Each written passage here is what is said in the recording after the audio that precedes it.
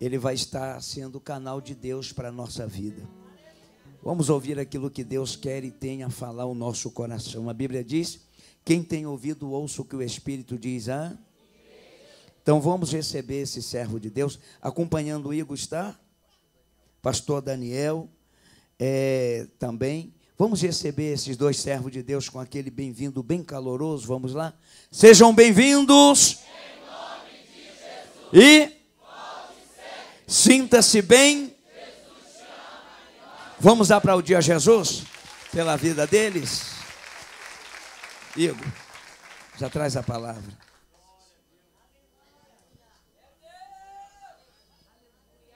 Glória a Deus. Meus queridos irmãos e irmãs, nesta noite eu quero vos cumprimentar com a paz do Senhor. Quantos são gratos a Deus pelo dom da vida, diga amém. Eu também agradeço ao Senhor por mais um dia poder acordar, respirar e estar em sua presença. Se não fosse o Senhor, nem aqui estaríamos, mas em todo o tempo o Senhor é bom e a sua misericórdia ela dura para todo e todo sempre. Eu quero ser grato a Deus pela oportunidade de poder estar aqui nesta linda igreja. Já era um desejo do meu coração em um dia poder estar aqui, e o Senhor aprove preparar esse dia, esta hora, para que estivéssemos aqui adorando a Deus, engrandecendo na beleza de sua santidade. Deus é bom em todo tempo, e eu quero louvar ao Senhor pela vida do pastor desta igreja, pessoa a qual representa o pastor Samuel Gonçalves, haja vista também vice-presidente deste campo de trabalho.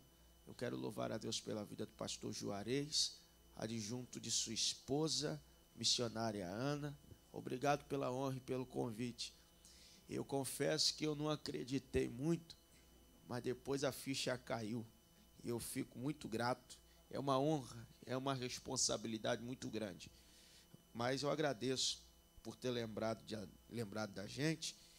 E a minha oração é que na medida em que essa igreja crescer, a vida desse povo acompanhe o crescimento dessa casa. Deus abençoe. Eu trago um abraço da nossa co-irmã, Assembleia de Deus em Marechal Hermes, Ministério de Madureira, e um abraço do meu pastor presidente, pastor Magni de Castro Ferreira, a toda esta linda igreja. Eu também quero louvar a Deus pela vida do meu amigo, presbítero Eduardo Júnior, que está por aí. Eu disse a ele um dia, a gente conversando, na verdade o Eduardo foi a primeira pessoa que me trouxe em Cabo Frio. Isso já tem uns 10 anos atrás. E eu disse a ele, falei, o dia que Deus me honrar, eu vou te honrar. Então, eu não podia deixar de honrar esse servo de Deus. Eu sei que ele está por aí na agitação, mas que Deus abençoe ele e toda a sua casa. Estou acompanhado do pastor Daniel, que me socorreu hoje, e Deus é bom. Você que trouxe a Bíblia Sagrada, por favor, abra a mesma na carta do apóstolo Paulo aos Colossenses, capítulo de número 1. Nós vamos fazer leitura do parágrafo de número 13, o verso 17 e também o 18. Carta do apóstolo Paulo aos Colossenses, capítulo 1, versículo 13, 17 e o 18. Deus abençoe o departamento da CIB. Vocês estão chique demais, hein? Deus abençoe, Deus continue dando força. A gente só está de pé por causa de vocês. Esses joelhos dobrados, viu? Que Deus continue abençoando e honrando a vida de cada uma das irmãs que compõem a esse departamento. Carta do apóstolo Paulo aos Colossenses, capítulo 1. Nós vamos fazer a leitura do parágrafo de número 13, o 17 e o 18. Você que localizou o texto da palavra de Deus, diga amém. Amém. Escrito está: e ele nos tirou do império das trevas e nos trouxe para o reino do seu amado Filho. Verso 17: Ele é antes de todas as coisas, e todas as coisas subsistem por ele. Verso 18, ele é o cabeça do corpo da igreja, é o princípio e o primogênito dentre os mortos, para que em tudo se tenha prioridade.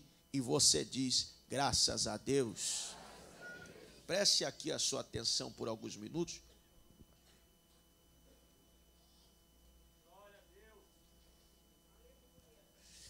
Meus irmãos, esse texto que nós acabamos de ler é um texto escrito pelo apóstolo Paulo, direcionado à igreja que está em Colosso. Na verdade, esta carta aqui é uma carta que o apóstolo escreve sem mesmo ter conhecido esta igreja. Na verdade, ele vai saber do que está acontecendo, todo o conhecimento de causa do que ocorre no interno e no externo desta igreja é através de uma conversa, de um diálogo entre o apóstolo Paulo e um homem chamado Epáfras. Epáfras vai contar a ele sobre alguns acontecimentos, alguns ocorridos que estão acontecendo com essa igreja. Na verdade, alguns o chamam de um dos fundadores, mas ele também é um dos ministros da igreja que estava em Colosso. Na verdade, quando o apóstolo escreve essa carta, sem mesmo ter conhecido esta igreja, sem mesmo ter falado, pregado nesta igreja, ele vai escrever esta carta. E essa carta vem com a missão de exortar, alertar a igreja de Colosso sobre os perigos das heresias e das falsas doutrinas que os falsos mestres tentavam aplicar para esta igreja. Infelizmente, essa igreja aqui estava se tornando uma igreja um pouco mística, ao ponto dos falsos mestres tentarem trazer para dentro dela o legalismo, o miticismo, o asceticismo, e na verdade eles tentavam infiltrar coisas erradas no meio da sã doutrina para tentar deturpar e acabar. Essa igreja que caminhou por um caminho de fé por muito tempo, agora está trilhando um caminho de esquecimento, esquecendo da representatividade de Cristo para a mesma. E o que eles tentavam fazer? O que os falsos mestres tentavam fazer? Primeiro, eles tentavam ridicularizar o nascimento virginal de Cristo. Segundo, a sua morte vicária. Terceiro, a sua ressurreição corporal. E por último, a sua santidade imaculada. Deixando ao coração dos senhores e das senhoras que me ouvem esta noite, a doutrina de Cristo sempre agitou e sempre agitará o inferno. Porém, eles tentavam vir com falsas verbalizações para tentar tirar a igreja do foco. Como, por exemplo, eles tiveram coragem de abrir a boca e dizer que a fé em Cristo não era suficiente. Isso aqui é uma inverdade, porque em meio a tudo que a gente estuda, tudo que a gente tem como aprendizado, o que é certo e o que nunca vai ser errado é o que está escrito na Bíblia.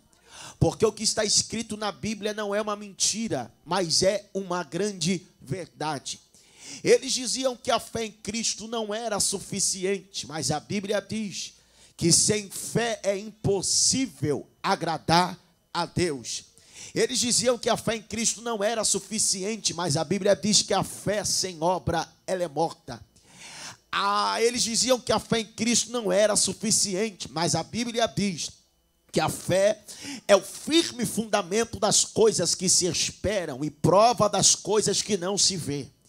Eles diziam que a fé em Cristo não era suficiente, mas eu preciso dizer que a fé pode ser do tamanho de um grão de mostarda, mas alguma coisa pode se mover sim. Eles diziam que a fé em Cristo não era suficiente, mas eu preciso dizer que que existem coisas que o teu dinheiro não vai resolver, a tua roupa não vai resolver, o teu sapato não vai resolver, o teu celular não vai resolver, o teu grito não vai resolver, mas vai ser a tua fé ativada que vai determinar onde você vai chegar. É por isso que a mulher do fluxo de sangue, ela já tinha perdido tudo, mas ela tinha algo chamado fé. Jesus olha para ela e diz: a tua fé não só te curou, mas te salvou e ainda trouxe paz para dentro da sua casa. Isso é o resultado da fé. Segunda coisa que eles tentavam fazer, essa igreja estava se perdendo tanto, que eles já estavam a ponto de quererem adorar a anjos. E anjos não são para ser adorados. Anjos são ministros e mensageiros de Deus. Eu vou falar isso aqui, da glória a quem quiser, mas na minha humilde opinião, Cristo é maior do que anjo, Cristo é maior do que arcanjo, Cristo é maior do que serafim, Cristo é maior do que querubim, Cristo é a prioridade da igreja. Então quando ele escreve essa carta, ele diz: vocês precisam voltar a Cristo, vocês precisam entender sobre a supremacia de Deus, vocês precisam entender sobre a supremacia de Cristo. Vocês não devem ser levados por falácias, por fábulas, por vãs conversações ou por coisas errôneas que os falsos mestres tentam apresentar para vocês. Eu vou falar algo aqui, vai doer, mas vai tratar. Essa igreja aqui, infelizmente, estava se apostatando da fé. Como assim? Eles vinham para o culto com o corpo presente, mas a alma estava distante de Cristo já há muito tempo. Mas deixa eu dizer uma coisa aos irmãos: um crente sem a presença de Jesus, ou uma igreja que não tem Cristo como centro, ela é comparada a uma bicicleta sem roda. Só tem aparência, mas não anda de jeito nenhum. Mas a minha oração neste último dia de festividade é como a de Davi: eu posso perder tudo, perder coroa, perder trono, perder cadeira, perder amigo, eu só não posso perder a presença de Deus na minha vida. Porque a presença de Deus, quem tem ela, sabe que a presença é suficiente. Pode faltar tudo, só não falta a presença. Pode faltar dinheiro por um momento, mas não falta presença.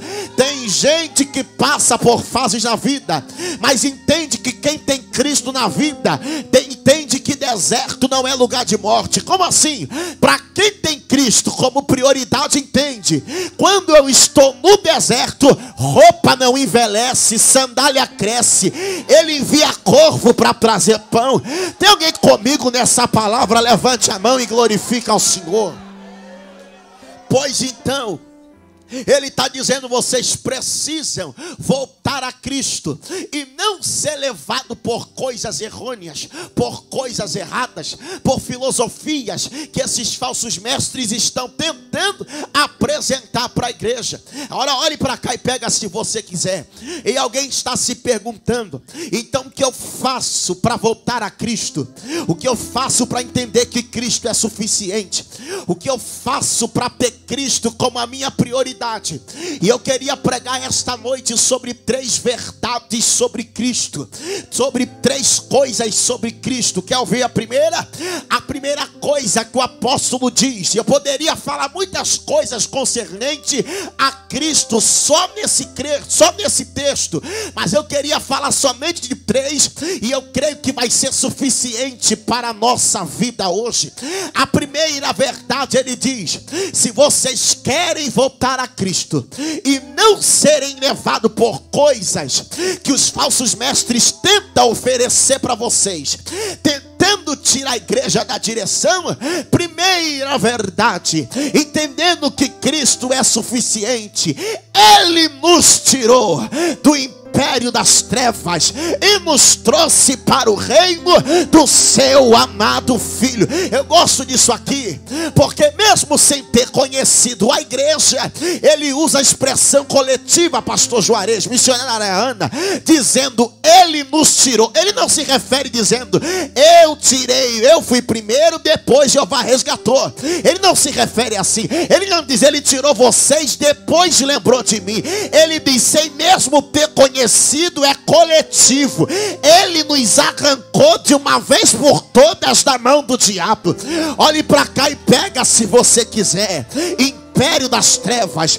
Todo império tem o seu imperador. Eu não sei quem vai pegar. Todo império tem o seu imperador. E quem imperava nesse império era Satanás. Ele olhava para esse território, para esse território, para esse território aqui, e achava que mandava em alguma coisa.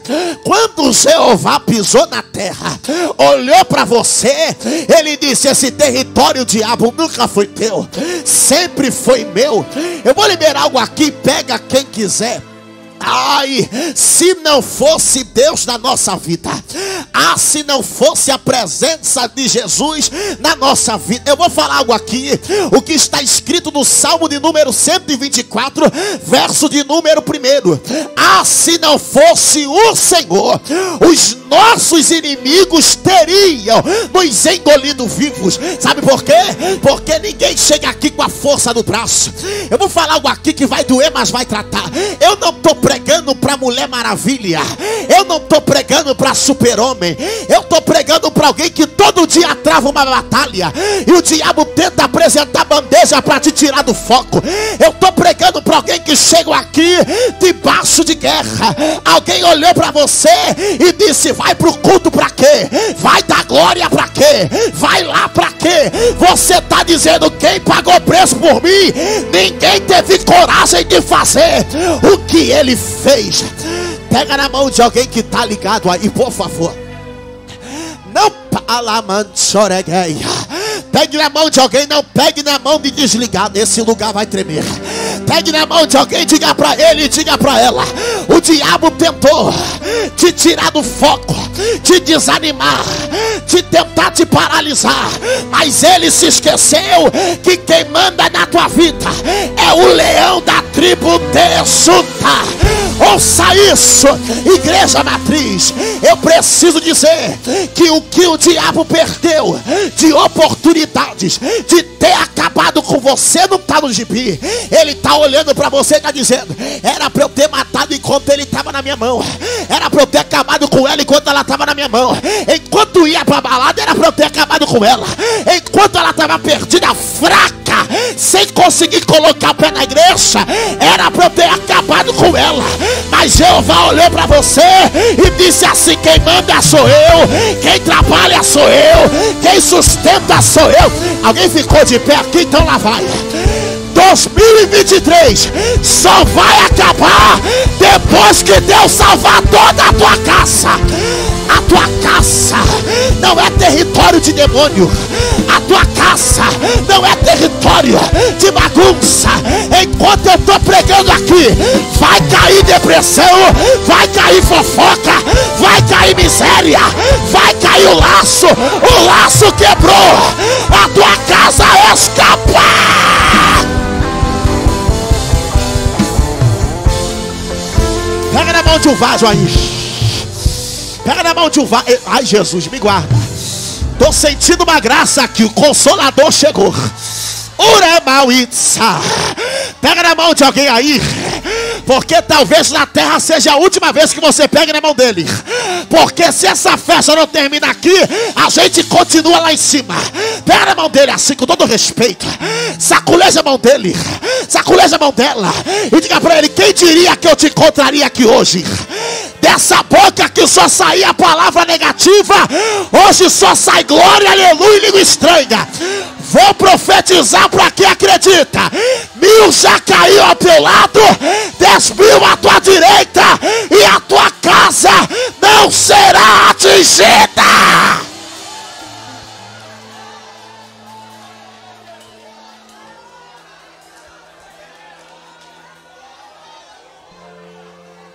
Eita!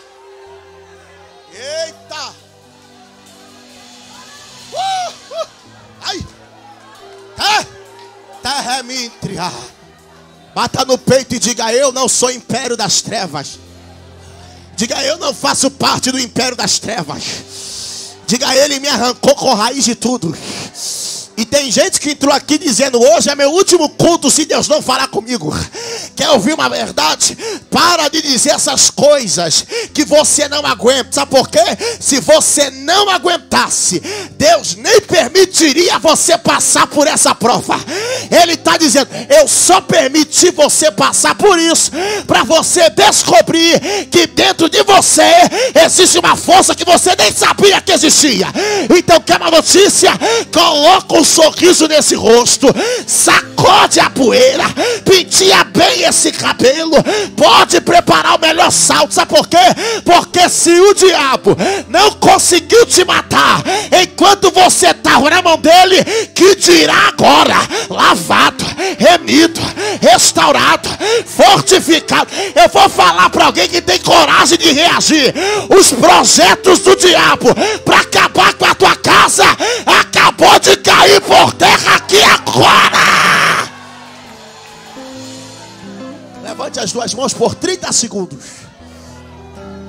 Vem comigo. Levanta as duas mãos por 30 segundos.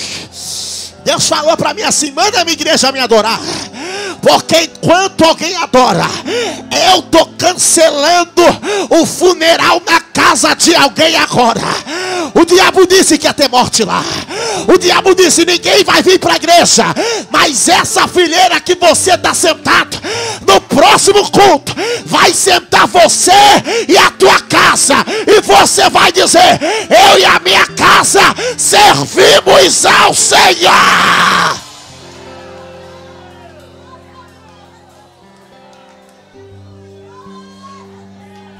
Olha para mim.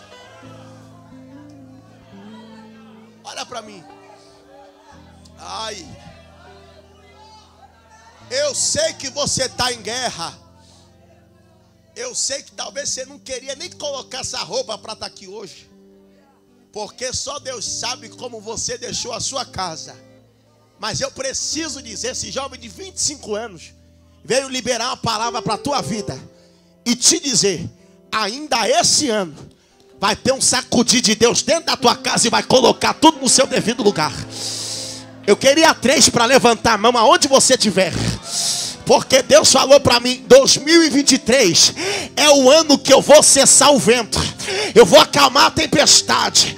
E eu estou dizendo para alguém: prepare-se. Enquanto você está aqui, a tua casa está mudando, a tua despensa está mudando, o teu guarda-roupa está mudando.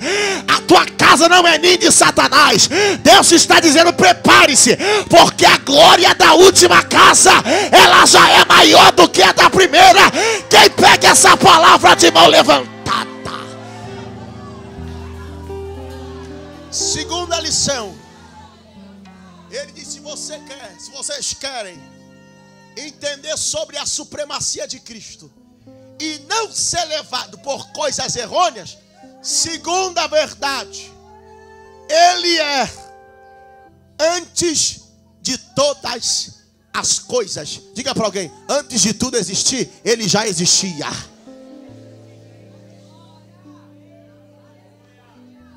Eu vou falar algo aqui, pastor Juarez. Eu nunca vi nenhum morto criar nada. Você nunca vai num velório e vai ver alguém tirar algum projeto de dentro do caixão, levantar e dizer: toma aqui, agora eu estou indo. Não tem como. Só cria alguma coisa quem está fraco. Só cria alguma coisa quem está. Irmão, você pode pegar qualquer versão de Bíblia. Vai estar escrito o que foi criado e quem criou. Queria 3 para pegar isso aqui, lá vai. Porque antes de tudo existir, Ele já. Olha para mim. Gênesis 1, vamos repetir. No princípio, quem criou? Quem criou? E o que Ele criou?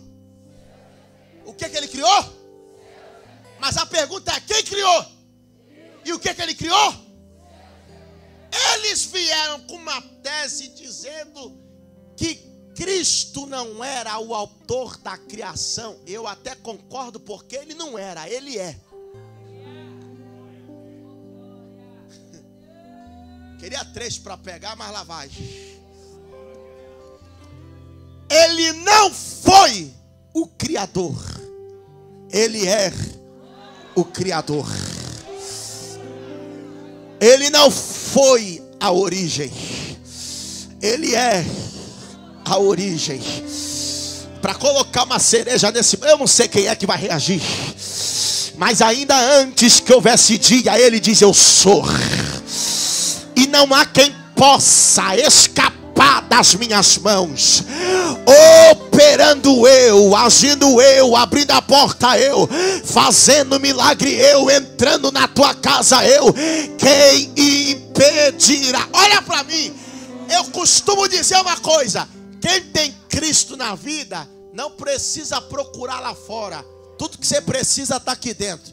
Se alguém reagir, vai ficar lindo. Ele está dizendo: se está com fome, descansa, eu sou o pão.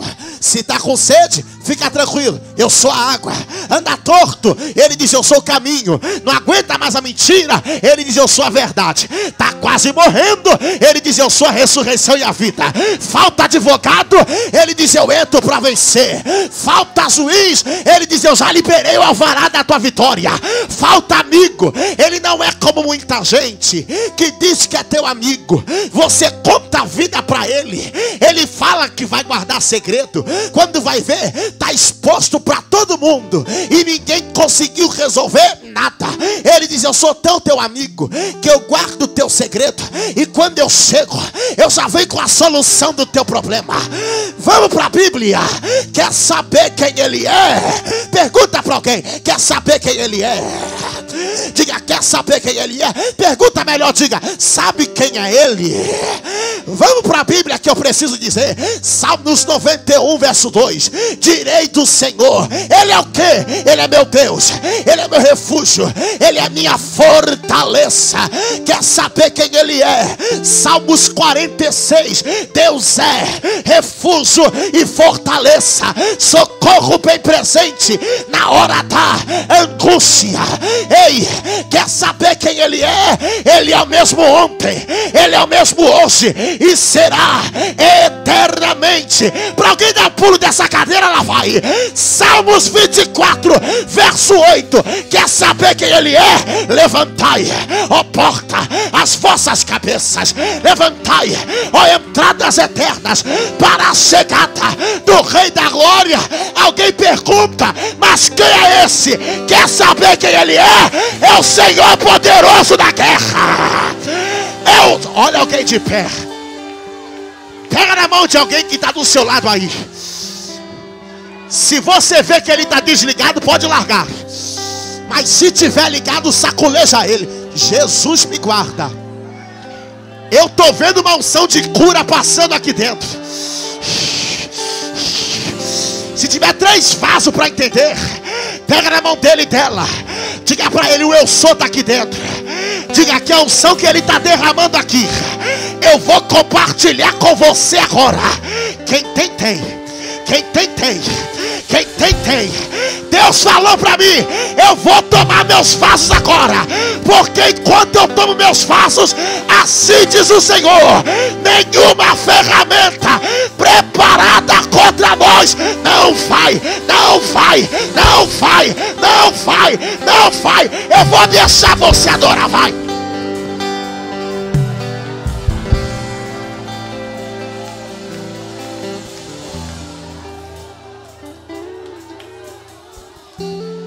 Levanta as 2 mãos. Segura todos os instrumentos agora. Deus falou para mim: manda alguém dar glória por 30 segundos. Porque enquanto alguém dá glória aqui, pode avisar que o eu sou acabou de entrar na causa dele agora. É você e Deus agora, vai.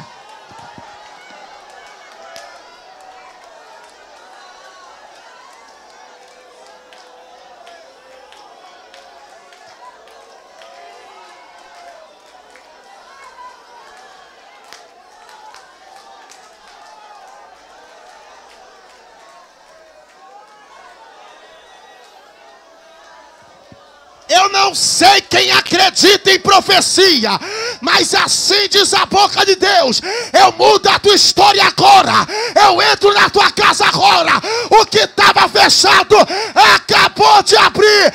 Eu sou o que você precisa.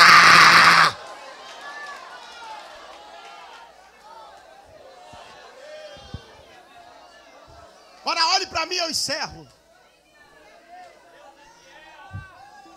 Versículo 18. Está escrito assim: Ele é. Ele é. Ele é. Ele é o cabeça da igreja.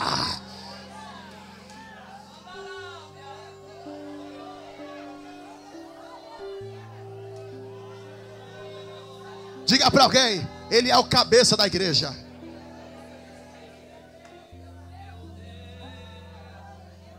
Olha para lá. Eu vou falar isso aqui, pega quem quiser. Eu no teu lugar eu ia reagir com muita vontade com isso aqui agora. Por quê? Olha para lá. Cabeça, corpo, corpo, cabeça, cabeça, corpo, corpo, cabeça. Não tem como a cabeça ir e o corpo fica aqui.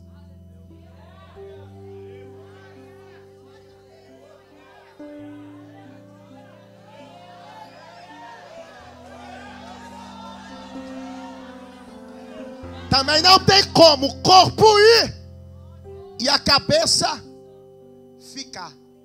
Se tirar, a tendência é o quê? A tendência é o quê?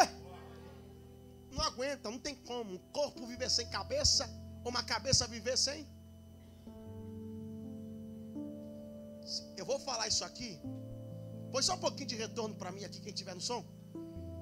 Se o corpo sem cabeça acaba morrendo, que dirá uma igreja sem Cristo como centro?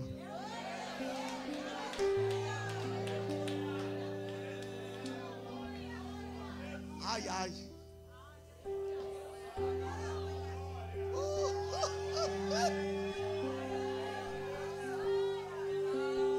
Vou falar algo aqui. A maior frustração de Herodes foi prender Pedro achando que Pedro era o cabeça da igreja. Eu vou falar isso aqui, pelo menos 3 pega. O cabeça da igreja, ele é tão imbatível, missionária Ana, que ele é o único que mata e nunca foi preso por causa disso. Ai.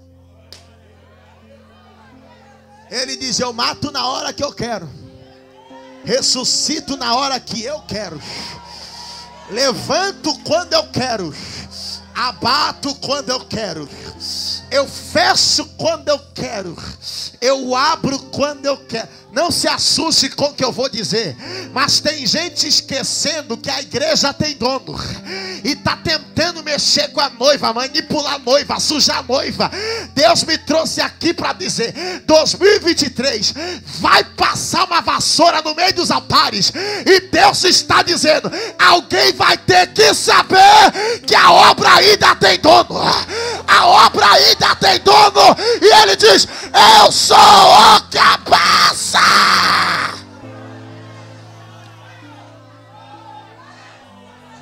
Levanta as duas mãos assim, pega no ombro de alguém ligado aí. É a última vez que eu mando você fazer isso. Diga para ele: ele é o cabeça da igreja. Diga: ele é o cabeça da tua vida. Diga: não tem para onde você correr, não tem para onde você desviar. Ele te pega na curva.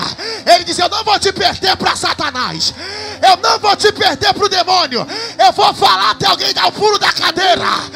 Ei, a glória da última casa, ela já é, da tua casa já é, da tua família já é, dos teus negócios já é maior.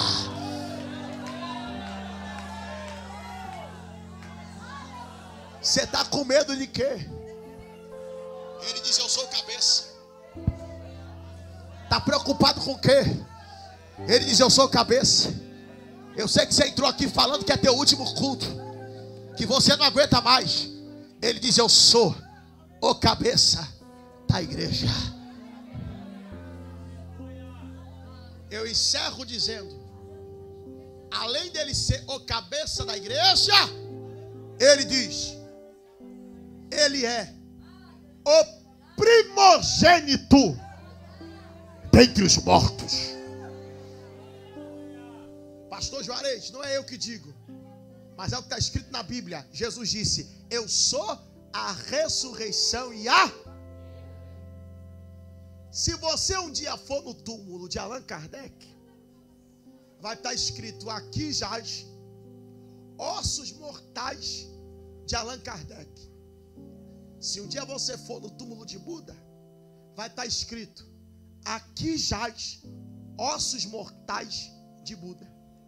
Se você for no túmulo de Maomé, vai estar escrito: aqui jaz ossos mortais de Maomé. Se tu for no túmulo de Aristóteles, vai estar escrito: aqui jaz ossos mortais de Aristóteles. Vai no túmulo de Jesus para tu ver o que está escrito.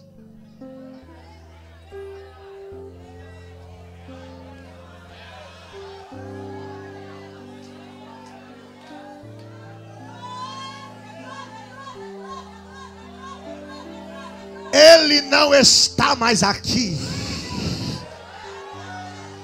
Ele já ressuscitou.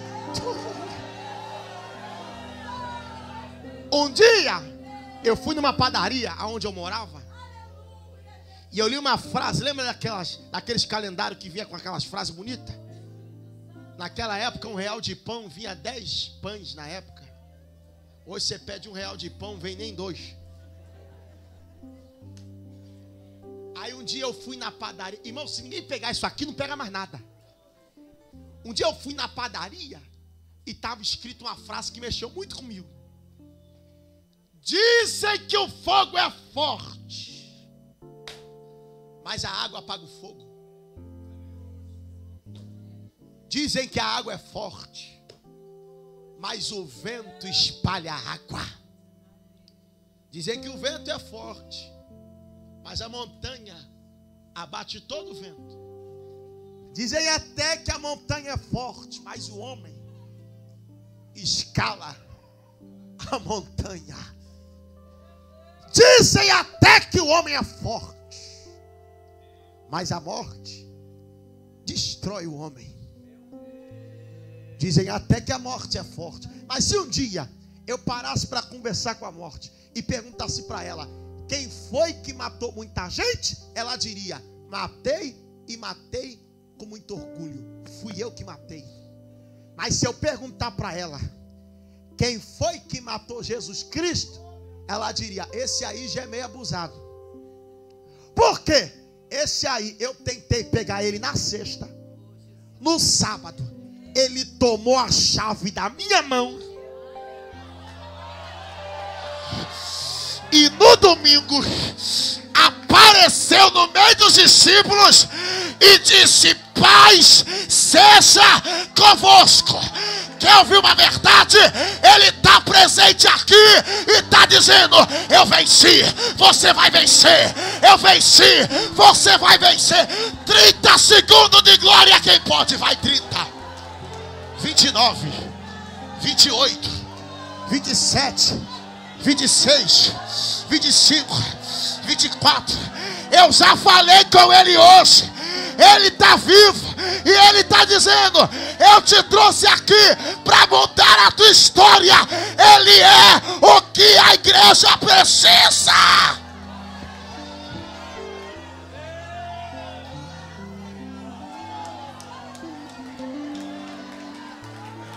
Porque ele vive, posso crer. Tem alguém para Jesus? Tem alguém para Jesus?